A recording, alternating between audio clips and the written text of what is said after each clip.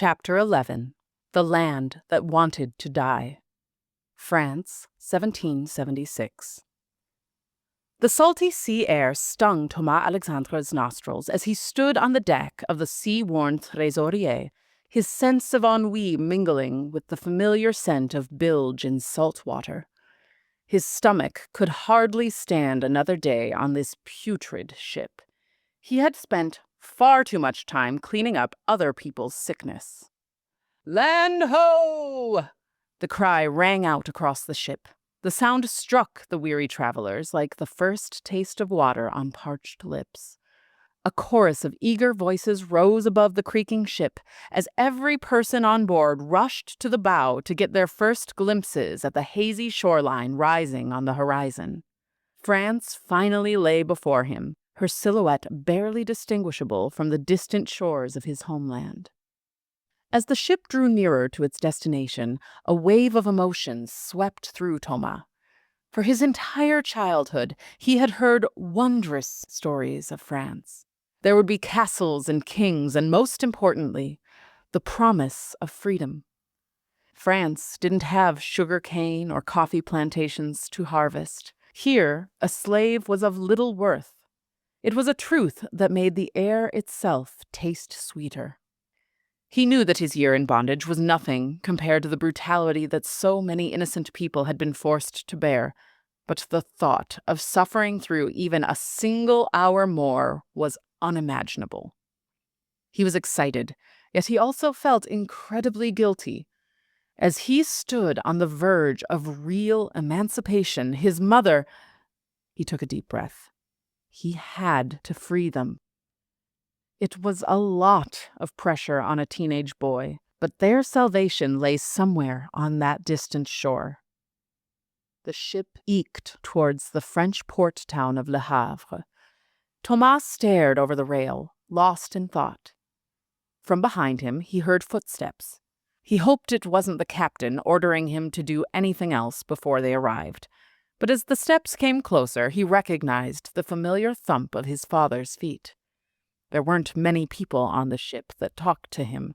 It was primarily a cargo ship, but after such a long time aboard, Thomas had realized he could recognize the sound of certain people's footsteps without even looking, namely his father, who always walked with a heaviness that Thomas hoped mirrored some hidden sense of guilt. "I haven't laid eyes on these shores for decades," his father said from behind him nostalgically.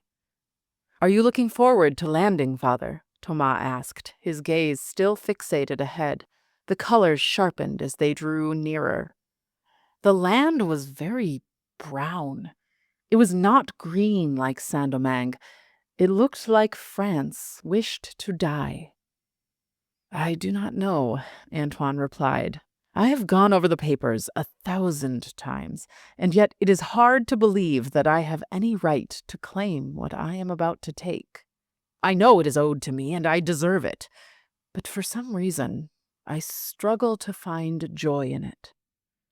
A trace of regret seemed to hollow his voice. Thomas almost pitied him. Almost. "Is it always like this?" Thomas asked. "What do you mean?" Antoine replied. "France seems—" Thomas paused, a little afraid to say it, but after a moment he gathered the courage. "Ugly." Antoine let out a surprised chuckle. "I hadn't thought of that. Yes, I suppose it does look rather bleak. The seasons here— It's not always like this. Sometimes it is beautifully green and verdant. It is spring. Perhaps it will be more to your liking when we get further inland." "Will there be snow?" Thomas asked eagerly. "It will snow, but probably not for many months," Antoine replied. "I'm excited to see snow. Did you have snow here when you grew up?" Thomas asked, his anticipation growing once again. "Your questions are beginning to sound witless," Antoine replied. "If you don't know the answer, silence and study are far better than blathering like a lunatic. I will not have my son and heir presenting himself as some backwater colonial bastard." Thomas' throat caught. "I am not a bastard." "I didn't say you were. I said I won't have you presenting yourself as such, Antoine replied coldly. Thomas' nerves rose within him once more. Forgive me, father. I did not mean to speak with such impudence. Antoine placed a hand on his son's shoulder, as if offering an awkward apology. France will bring you opportunities you have never imagined. She is an old, powerful, and beautiful land, and we are positioned well within her circles. He paused. But that does not mean that things will be easy when we arrive. Your skin will be a challenge for us both. But I thought, Thomas began, there is no slavery, that is true, but this land is white, far more than Saint-Domingue, and in France, paleness is always looked upon as a strong proof of aristocratic descent and distinguished breeding. I can't change my skin, father, he replied earnestly. No, Antoine responded. That is a burden we both bear. The words were nauseating. Thomas Alexandre had spent his entire life striving to meet the Marquis's impossible expectations, only to find himself constantly falling short. He sighed deeply, his thoughts sinking under their own weight as his hands clutched the rail of the ship. He looked down at his calloused hands, still hard from the machete he wielded for the better part of a year. His rich brown skin almost blended into the wood grain. There were moments when he loathed his own skin. It was a feeling that brought him incredible frustration and guilt. His mother had always taught him to cherish his complexion, to take pride in the deep legacy it carried, one of ancestral African warriors. He tightened his grip at the thought of her. Some days his skin felt like the only thread connecting him to her, and in those moments he clung to it as a source of pride. Yet now, under the relentless scrutiny of his father's judgmental eyes, his mother's words were harder to internalize. It wasn't the color itself he resented, but the way it had been twisted into a mark of degradation. The land before him was getting so close he could smell it, and yet the ship seemed to take far more time than Thomas deemed necessary to traverse its way to the docks.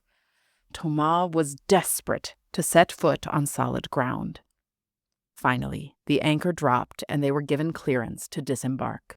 They all lined up, Thomas standing awkwardly beside his father, bags in hand. They were informed that their trunks would be delivered separately, so they carried what they could and readied their papers for the border patrol. Thomas stepped onto the wide plank that bridged the ship and the shore. He felt the wood sway beneath his feet. It was a disconcerting feeling that only increased his present unease as he took his first hesitant steps onto foreign land. Into freedom. He wanted to run, but he was strangely terrified, so he moved forward slowly, steadying himself and breathing deeply. Despite his trepidation, he held his head high so his father would not see his weakness. His legs felt heavy from weeks at sea. The solid ground was pulling him down like a magnet. Or perhaps it was the immense weight of freedom that made his body so heavy. Under any other circumstance, emancipation would have felt like a burden lifted. But for Thomas, his freedom marked the start of a great responsibility to save his family. He looked around the port. It was nothing like he had imagined it would be. He realized that he had grown up envisioning France as heaven itself, immaculate, free from dirt, lined with gold, flowers, and opportunity. But there was no grand spectacle, no royal procession, and certainly no sense of magic. It wasn't like he expected to see the king walking through the port, but he had at least expected something more. The streets were just streets. France was dirty, busy, dark at midday, and smelled faintly of rotting fish. He followed his father through Le Havre. Carts whistled through the narrow streets with no consideration for people walking. Thomas darted to the side and landed his foot squarely in a steaming pile of... Needless to say, his first impressions of France were deeply underwhelming. Meanwhile, merchants hawked their wares, sailors unloaded cargo from distant lands, and travelers from all corners of the globe converged in taverns. Thomas shivered as a sharp wind blew across his face. There was no one who looked like him as far as the eye could see. His dark skin stood out against the light bricks of the buildings.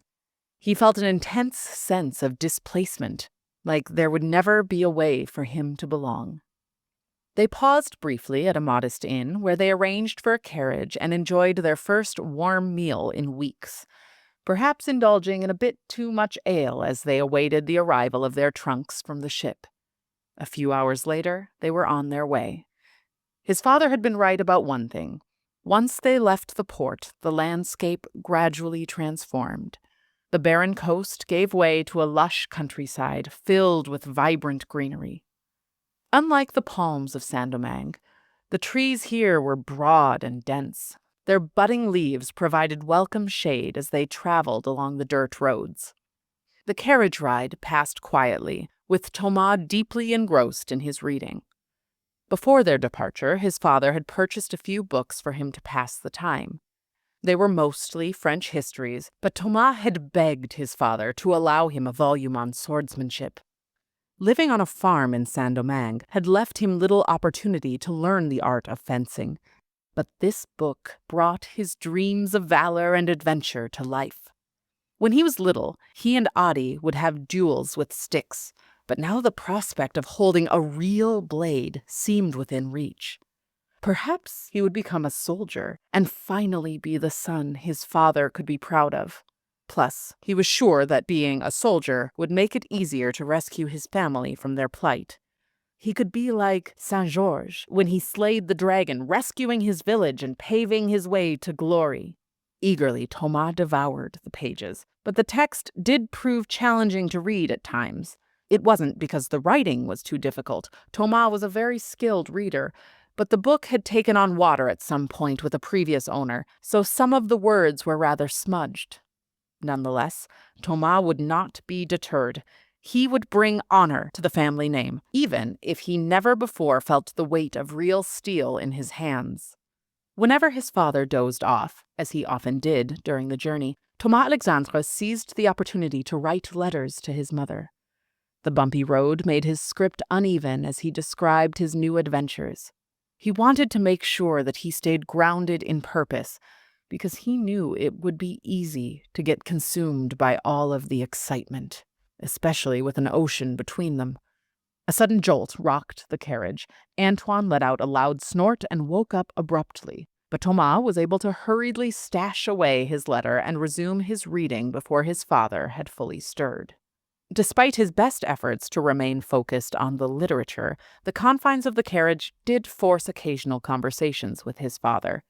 It had been nearly a year since they had shared an easy dialogue, and in the interim, their exchanges had grown distant, formal, and stilted. With everything that had happened, Thomas was not exactly eager to talk, but his father was the only soul he knew in the entire country. Somehow he would have to find a way to forgive the unforgivable, or he would never survive. So he endured his father's lectures on the proper technique for harvesting grapes, the distinctions between a count and a duke, and stories of his former military prowess. As Thomas listened, he compared his father's stories against his new favorite book. If Thomas' observations and interpretations were correct, despite his father's bloviating, Antoine had likely been a terrible soldier with no understanding of proper sword-fighting technique. But he was not foolish enough to say as much to Antoine's face. Instead, he listened politely and nodded, for preservation's sake.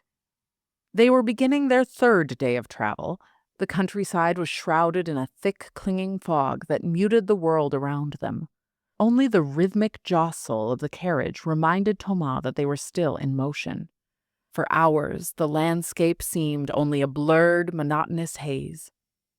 Finally, the fog lifted like the curtain at a theater, and Paris revealed itself at last. The skyline conjured from the mist stretched endlessly from one side of the horizon to the other. The city that rose before them was majestic and unexpected, like the fabled lands of ancient myth, an Olympus of brick and mortar. Paris exceeded Thomas' wildest imaginings. The city sprawled like a labyrinth of infinite streets. The buildings towered over them with windows 5 stories high, crammed together in tight rows.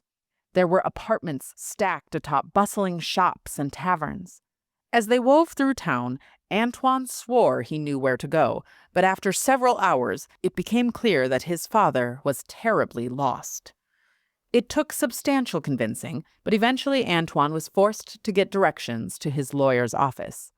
The sign, which depicted a pair of spectacles perched atop a book, swayed gently above a more ornate placard for a silversmith below the second-story chambers. Thomas hopped out of the stagecoach alongside his father, and together they climbed the worn wooden steps of the old brick building. Thomas could sense his father's anxiety as they entered the office.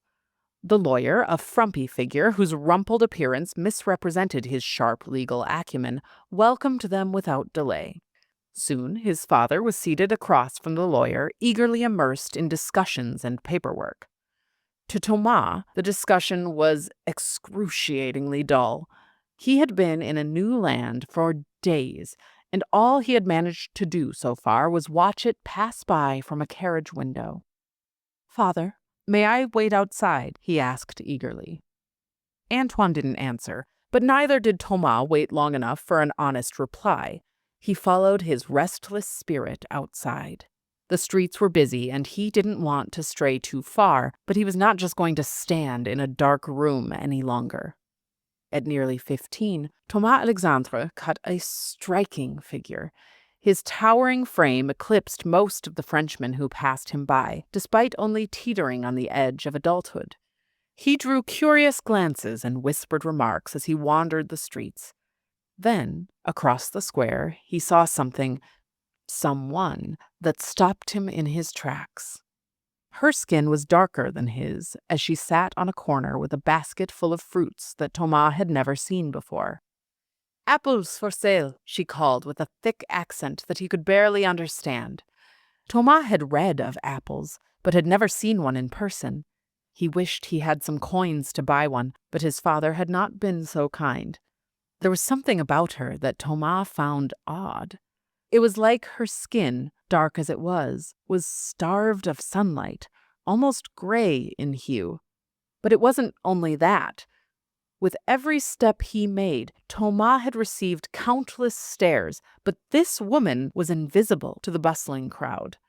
It was as though her presence was expected, while his was a mystery that every Frenchman needed to solve. The feeling was very disconcerting, and Thomas realized that his appetite for adventure had been quickly curtailed. So he returned to the lawyer's office and seated himself on the steps outside, waiting for his father to finish. Finally, Antoine emerged, a stack of important-looking papers tucked beneath his arm.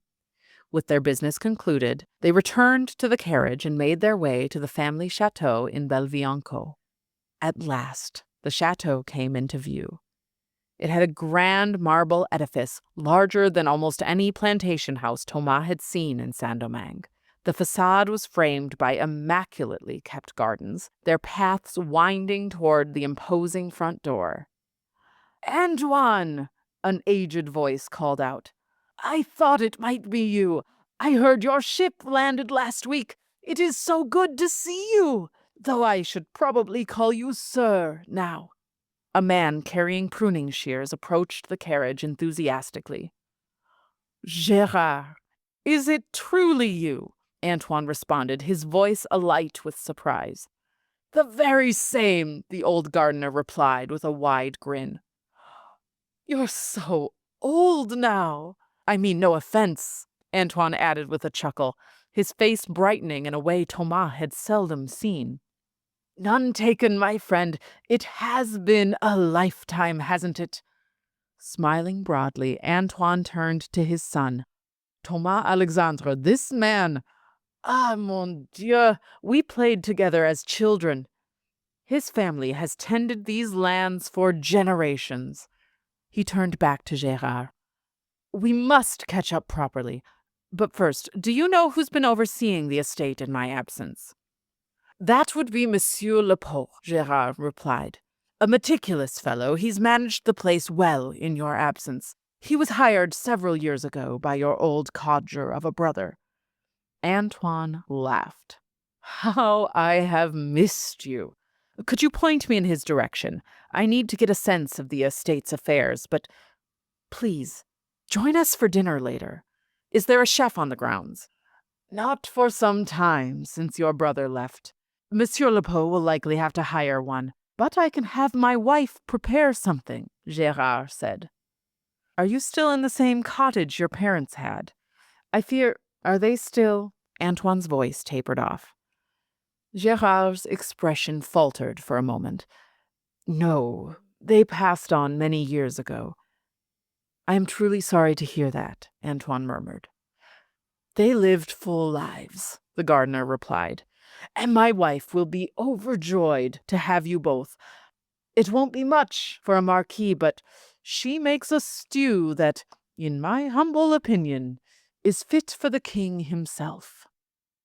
We'd be honored. Just send word to the chateau when you are ready to receive us. Antoine turned to Thomas, gesturing toward the stately home and sprawling gardens. Well, what do you think? This is all mine now. After all this time, it is finally all mine. Thomas' gaze swept across the grand chateau and its lush, vibrant gardens. The city of Paris had unnerved Thomas deeply, but here, amidst the tranquil and boundless greenery, he felt a sense of astonishment and possibility. Congratulations, father. It is wondrous. Antoine placed a hand on his son's shoulder, pride gleaming in his eyes. Welcome, Thomas Alexandre David de la Pailletterie. Welcome to our future. They jumped off of the carriage and made their way toward the chateau. Thomas marveled at the large wooden doors that were framed by marble stairs and topiaries intricately shaped into spirals. At the entrance, they were greeted by a man in a smart navy coat, undoubtedly Monsieur Lepaut.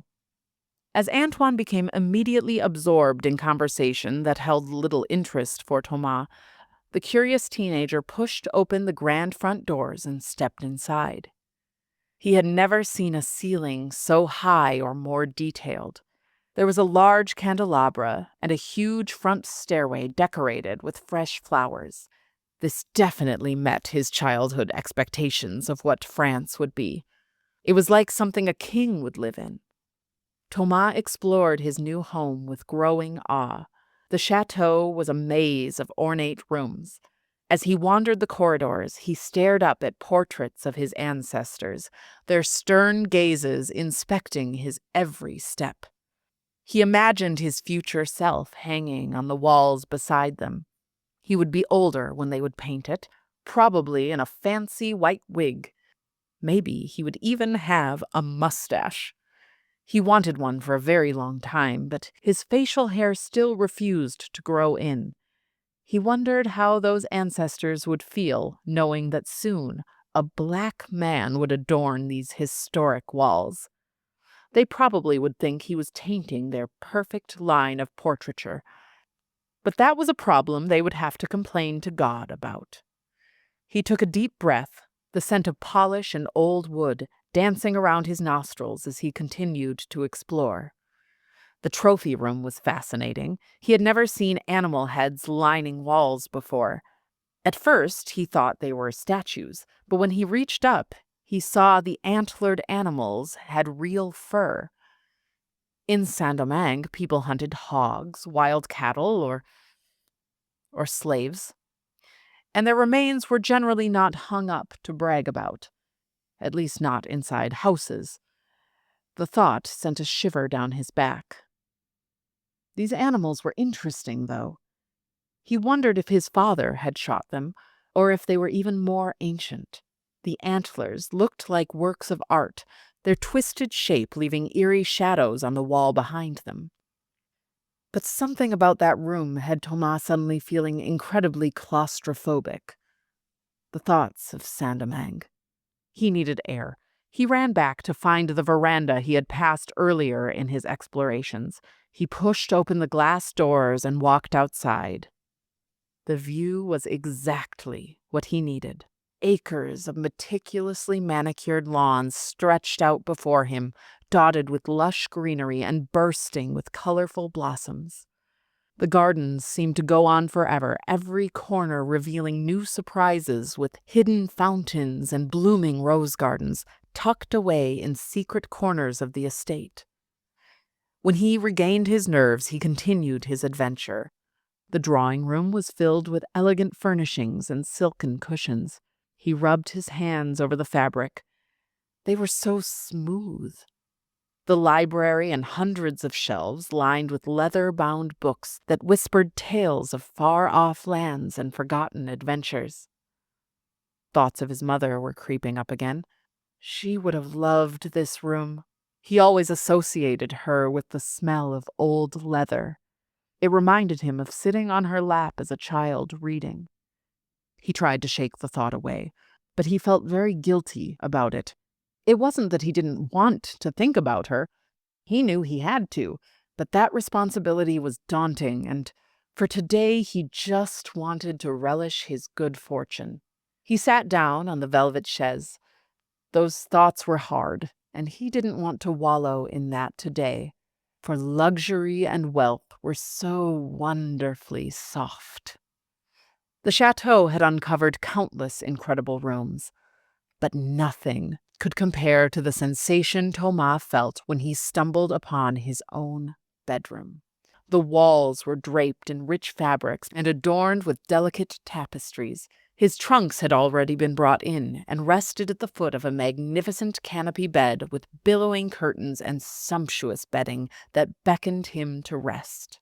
With a grin of sheer delight, Thomas Alexandre leapt onto the bed and rolled around in the sheets. The soft mattress enveloped him like a cloud as gentle rays of sunlight streamed in through the window. This must be what it felt like to be rich, and it suited him perfectly. His reverie was interrupted by a brisk knock at the door. "Young master, are you there?" It was Lepeau. Thomas froze. A white man just called him master. He almost did a little jig, but he pulled himself together, straightened out the disheveled blankets, and gave permission for the butler to enter. The door creaked open, and Lepeau walked in stiffly. "The Marquis requests your presence at the gardener's cottage." Thomas could tell that Lepeau did not approve of their humble dinner plans. "I must apologize, young master. We were unprepared for your arrival, but rest assured I will have a proper breakfast prepared for you both in the morning." "Thank you, monsieur," Thomas said. He was actually very hungry. He quickly found his way back to the red-carpeted grand stairway that led to the front door. His father was waiting inside the carriage, but they honestly could have walked. It was not a long ride. Gérard's cottage was very quaint, but it was clean, and whatever they were cooking smelled incredible. Gérard's wife welcomed them warmly. She was a lovely woman who had clearly been quite beautiful in her younger years. The old gardener was right. Her cooking was fit for a king. Or at least it felt like it. In truth, Thomas and his father hadn't had a good meal in a very long time. Ships are hardly known for their cuisine. The freshly baked bread and perfectly seasoned lamb stew were marvelous. As they dined, Thomas didn't talk much, but his father almost never stopped. It was incredible to watch. He and Gérard were laughing and smiling, talking of old pranks and mischievous escapades. It was as if his father had been replaced by someone entirely different. The man at this table smiled and joked. His father had always been so stern and stoic, weighed down by duty and formality. He learned more about his father in those few hours than he had in his entire life. For the first time in a long while, The burden of the past year seemed to lift, and Antoine appeared more human, more accessible. Perhaps Thomas could forgive him after all.